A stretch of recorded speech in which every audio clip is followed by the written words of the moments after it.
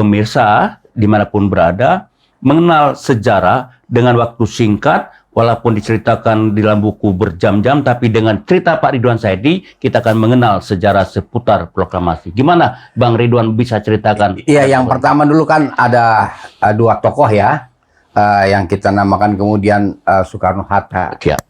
Keduanya itu baru masuk Jakarta dari pembuangan ya. Pak Karno dari Endeh, Pak Hatta dari Banda Neira kan. Keduanya baru masuk sekitar 43, 44 sekitar ya, betul. itu. Jadi networking itu ya networking lama yang dipakai ya kan. Dan Pak Karno sendiri belum ada tempat di Jakarta ya. Habis dibuang kan? Ya, dengan Ibu Fat kan belum menikah. Betul. Bahkan Ibu Fat bilang tinggal saja di rumah famili saya di Jakarta, kan gitu. Tapi ada seorang saudagar Islam, Martak namanya. Martak ya? Ya, ini nggak boleh dilupakan, nama beliaulah yang menghadiahkan rumah di Jalan Proklamasi 17 sekarang. Oh, itu Martak punya. Iya. Martak. Jadi Bung Karno di hadiah sana. Betul itu ya di proklamasi 17 sih. Oke.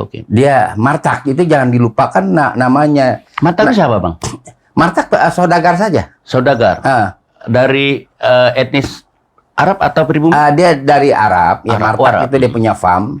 Dia seorang pedagang yang sukses atau dan bukan saja sukses, survive ya. Di zaman Jepang masih steady sebagai pedagang. Tokoh yang kedua yang kita tidak boleh lupakan adalah Dahlan Abdullah. Dahlan Abdullah pada tahun 43 dia masih wakil wali kota Jepang. Oh, zaman pemerintahan Jepang ya. Wali kotanya Jepang, dia wakilnya. Baru DKI. Yes. Wali kota di Jakarta. Baru kemudian beliau menjelang 44 sudah menjabat wali kota. Ya. Dan beliaulah yang membangun daerah Minangkabau di Manggarai. Oh iya, masih ada jalan Minangkabau. Nah, jadi hubungannya dengan penduduk sekitar Manggarai, ya kan, sampai ke daerah Viaduct itu menuju Mester, ya itu dikenal Pak Dahlan Abdullah. Nah, ini tokoh yang sering digeser saja dalam proses pembahasan sejarah revolusi. Martak, Dahlan Abdullah, ya kan. Kemudian ada satu tokoh lagi, tokoh dari Matraman. Dia itu namanya Ali Al-Hamidi. Iya, Ali. Ali Al-Hamidi di Jalan Matraman Dalam 2 rumahnya. Nah, ini tokoh-tokoh yang tidak pernah disebut oleh para penulis sejarah proklamasi. Nah, Bung Karno kita ambil ringkas. Beliau kemudian kan diundang ke Saigon, ya kan.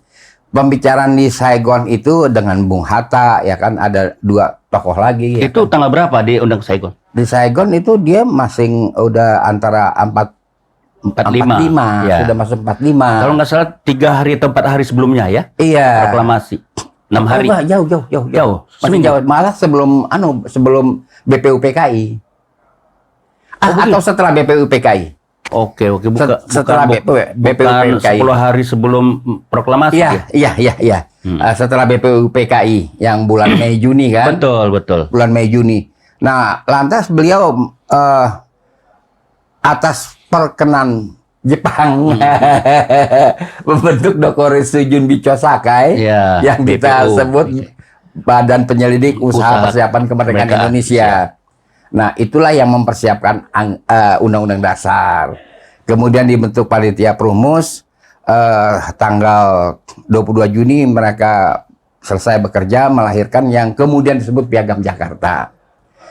Tokoh-tokoh Islam itu kan banyak yang dari daerah. Oh, datang dari Bandung, dari Jogja, Ki Bagus Jogja, Pak Nasir Bandung. Betul. Oke. Menjelang persiapan proklamasi itu, Bung Karno diculik. Iya, betul. Ya kan? Oleh Wikana CS. Wikana, Hairul Saleh. Ya. Menculik Bung Karno di Soekarni, Pak ya? Iya, Soekarni dibawa ke Rangkas Bitung kan. Bukan, Rengas Dengklok. Dibawa ke Rengas Dengklok. Rumah aslinya di pinggir kali Bekasi. Rumah yang sekarang itu bukan rumah asli, tapi bangunan itu dipindahkan. Oh, jadi dipindahkan tempatnya? Bangunannya dipindahkan ke tempat yang sekarang. Oh, tadi bukan tempat asli? Bukan, tempat asli di pinggir kali. Saya bicara dengan ahli waris soal ini. Di Kali Ciliwung? Kali Bekasi. Kali Bekasi? Di situ. Jadi penculikan itu buat Bung Karno dan Bung Hatta tidak bisa dipahami apa maksudnya. Tetapi kan itu waktu ada dua aliran kuat. Aliran politik maksudnya? Dan aliran politik. Kalau Soekarno-Hatta itu alirannya adalah dengan cara damai kemerdekaan itu. Tapi kalau Bung Syahrir kemudian juga Tan Malaka harus dengan revolusi. Kalau dengan cara damai artinya kemerdekaan kita hadiah dari Jepang. Iya, dianggap dihadiahkan. Dianggap kita dihadiahkan.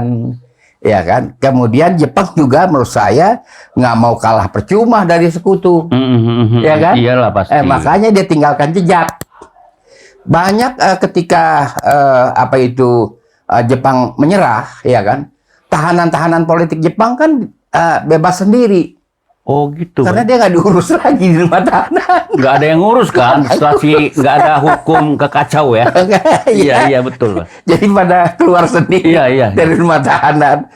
Kemudian disitulah antara lain Dahlan Abdullah berperan yang mengatur hubungan penguasa Jepang di sini, ya kan, dengan tokoh-tokoh yang nantinya memproklamasikan kemerdekaan. Apa aja peran ini Dahlan Abdullah itu, Bang?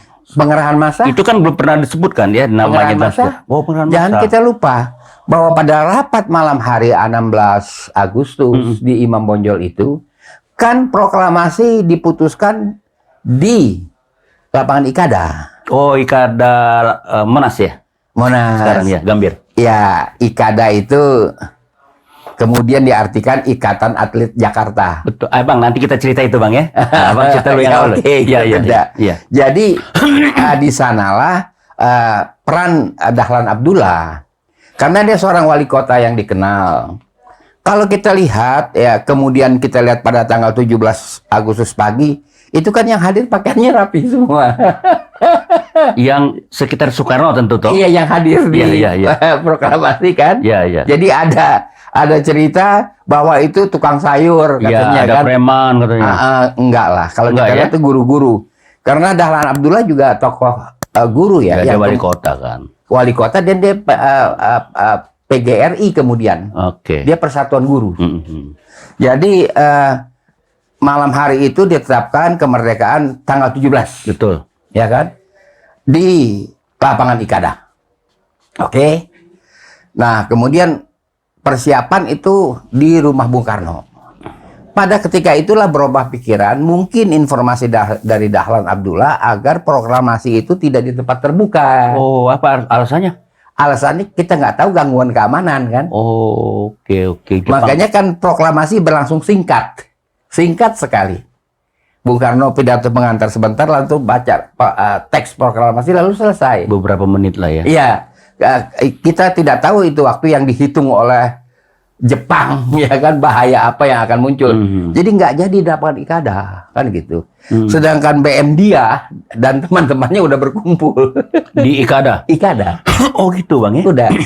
Sampai beruk lohor nggak ada apa-apa, akhirnya dia bubar. Di dalam perjalanan pulang pada naik sepeda, Indonesia katanya udah merdeka. Justru apa informasi yang Abang peroleh sehingga batal di Ikada? Apakah ada pasukan Jepang bikin kekacauan? Enggak. Atau apa? Jepang kan membackup. Mestinya kan? Iya, Jepang membackup keamanan itu. Kenapa nggak di Ikada ya lapangan besar? Kalau di Ikada di lapangan besar, jangan salah, kan kita ada dua aliran. Oh. Dari intern sendiri. Bentrok maksudnya. Oke. Jangan salah. Dari intern sendiri ada aliran yang kuat nggak mau. Ada yang mau revolusioner ya. Ya revolusi kita yang tentukan sendiri, bukan kompromi dengan Jepang. Ya. Begitu, makanya ditarik ke proklamasi rapat itu. Iya. Nah, maka selamatlah perjalanan proklamasi. Nah, proklamasi itu diadakan pada bulan Ramadan ya. Ramadan betul, 17. Ya kan?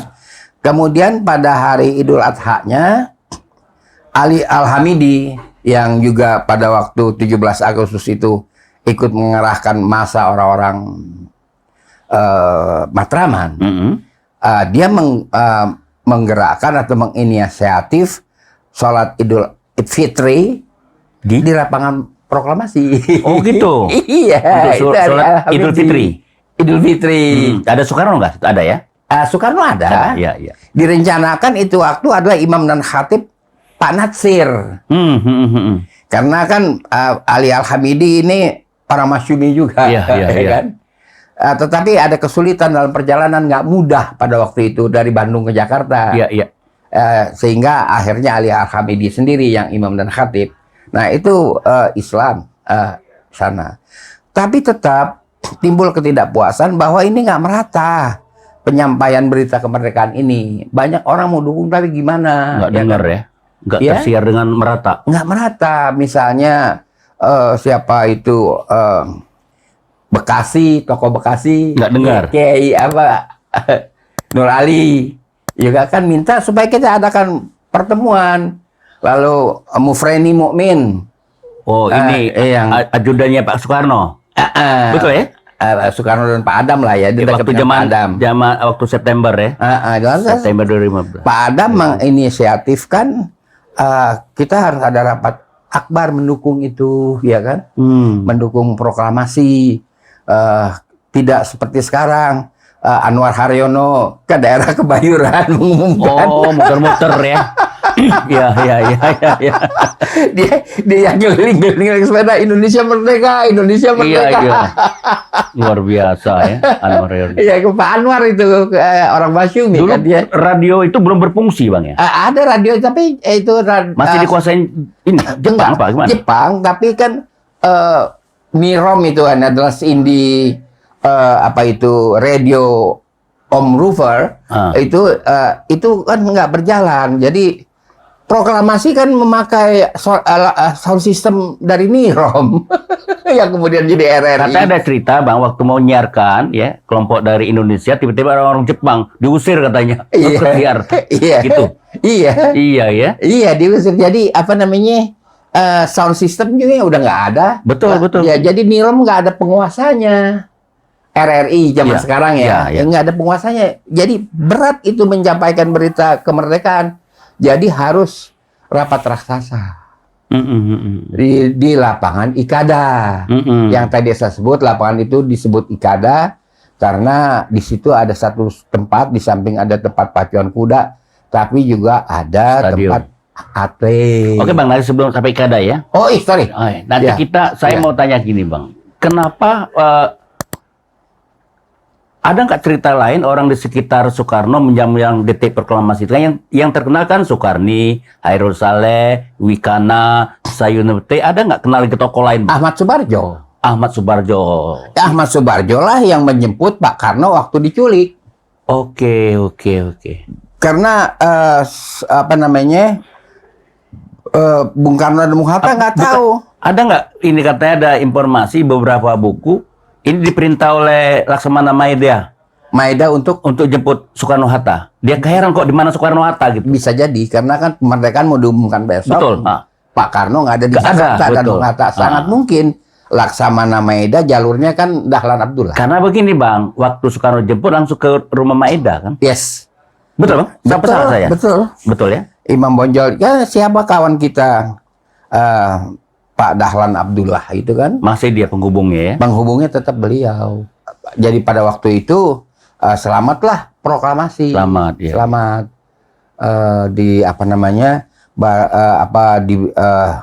diproklamirkan, yang penting memproklamasikan kemerdekaan, baru kemudian tersiar kemana-mana. Ke seluruh Indonesia, seluruh dunia ya, bahkan ada SK Murti katanya mendengar di Amerika katanya kemerdekaan. Iya, betul Bang ya? Iya. Kemudian tersiar nggak bisa dihentikan lagi. Iya.